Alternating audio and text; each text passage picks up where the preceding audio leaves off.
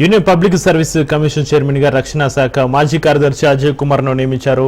కేంద్ర వ్యక్తిగత వ్యవహారాల శాఖ తన ఆదేశాల్లో ఈ విషయాన్ని తెలిపింది. గత నెల ఏప్రిల్ 29న ప్రీతి సుదన్ పదవీ కాలం ముగిసిన నేపథ్యంలో ఆ పోస్టు అప్పటి నుంచి ఖాళీగా ఉంది. దీంతో అజయ్ కుమార్ ను యూపీఎస్సీ చైర్మన్ గా నియమిస్తూ ఇచ్చిన ఆదేశాలను రాష్ట్రపతి ద్రౌపది ముర్ము క్లియర్ చేశారు.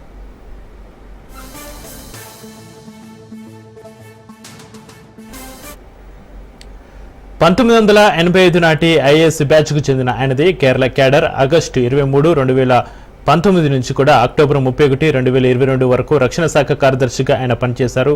ఐఏఎస్ ఇక ఐఎఫ్ఎస్ ఐపీఎస్తో పాటుగా ఇతర పరీక్షలను యూపీఎస్సీ నిర్వహిస్తుంది. యూపీఎస్సీకి ఒక చైర్మన్ ఉంటారు, దాంట్లో 10 మంది సభ్యులు ఉంటారు. ప్రస్తుతం యూపీఎస్సీలో 2 సభ్యులకు ఖాళీలు కూడా ఉన్నాయి.